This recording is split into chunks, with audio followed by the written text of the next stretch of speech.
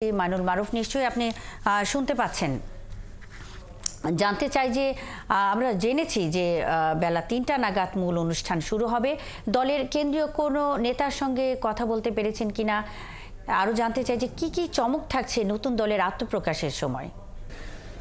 আর কিন্তু কয়েক মিনিট বা আমি যদি বলি সর্বোচ্চ আধা ঘন্টা পরে কিন্তু শুরু হচ্ছে নতুন দলের আত্মপ্রকাশ অনুষ্ঠান। এবং ইতোমধ্যে কিন্তু যে দেশের বিভিন্ন জায়গা থেকে কিন্তু নেতাকর্মীরা এসেছেন, তারা পেছনে অবস্থান করছেন। এই জায়গাটা মূলত আমন্ত্রিত অতিথিদের জন্য এবং সে আমন্ত্রিত অতিথিরাও কিন্তু ইতোমধ্যে আসতে শুরু করেছেন। আমরা কিন্তু সামনে দেখতে পাচ্ছি বেশ কয়েকজন আমন্ত্রিত অতিথি কিন্তু ইতোমধ্যে এসেছেন, তারা বসছেন। তবে যে মূল অতিথি বা মূল আকর্ষণ যারা, তারা কিন্তু এখনো কেউ আসেননি। যাদের নেতৃত্বে দল নতুন দল গঠিত হবে তাদেরও কিন্তু এখন আমরা দেখতে পাইনি। তারা হয়তো ৩টা দিকেই চলে আসতে পারেন এবং নতুন যে দলের তখন কিন্তু আত্মপ্রকাশ হবে। এবং এখন পর্যন্ত যদি বলি জুমার নামাজের পর এখন পর্যন্ত কিন্তু নেতাকর্মীরা আসছেন, তারা তাদের জায়গায় অবস্থান করছেন, বসে আছেন।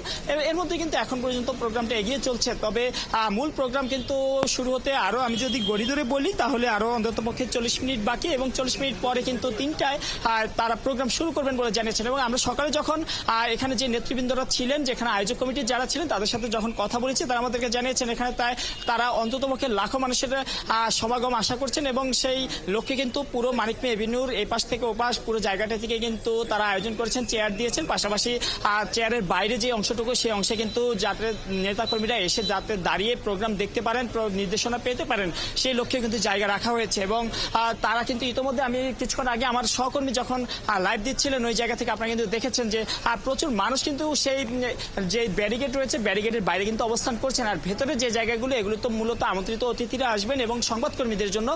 সেই জায়গাগুলোতেও কিন্তু আমরা আমন্ত্রিত অতিথিদের দেখতে পাচ্ছি, কেউ কেউ এসেছেন। এবং 3টা নাগাদ আশা করা যাচ্ছে যে পুরো জায়গাটি, সেই পুরো জায়গাটি পূর্ণ হয়ে যাবে। এবং যদি আমি তাদের ভাষায় বলি, তারা যে নতুন রাজনৈতিক দল গঠনের আশাবাদ ব্যক্ত করছেন, যেখানে থাকবে না কোনো বৈষম্য, যেখানে নতুন বাংলাদেশের লক্ষ্যে তারা কাজ করবেন, ঘুষ দুর্নীতির বিপক্ষে কাজ করবেন, সেই লক্ষ্যে কিন্তু ইতোমধ্যে তারা সকল রকমের দলের প্রস্তুতি কিন্তু সম্পন্ন হয়ে গিয়েছে। এবং দলের আমরা কিন্তু একটি আংশিক কমিটি আমরা দেখেছি যে নাহিদ ইসলামের নেতৃত্বে যেই দল কিন্তু আসছে এবং তার কিছুক্ষণ পরে সেই দলের আবির্ভাব হবে এবং আত্মপ্রকাশ করবেন। সেই লক্ষ্যে কিন্তু আমরা দেখেছি যে গতকাল বিএনপি সহ বাংলাদেশের যে মূল রাজনৈতিক দলগুলো রয়েছে, যেখানে আওয়ামী লীগ এবং জাতীয় পার্টি বাদে সবাইকে কিন্তু তারা আমন্ত্রণ জানিয়েছেন। এবং সেই আমন্ত্রণে কিন্তু আমাদেরকে এখান থেকে জানানো হয়েছে যে তারা সাড়া দিয়েছেন, তারা তাদের প্রতিনিধি পাঠাবেন বলে তাদের কথা দিয়েছেন, এমনটা এখান থেকে জানানো হয়েছে।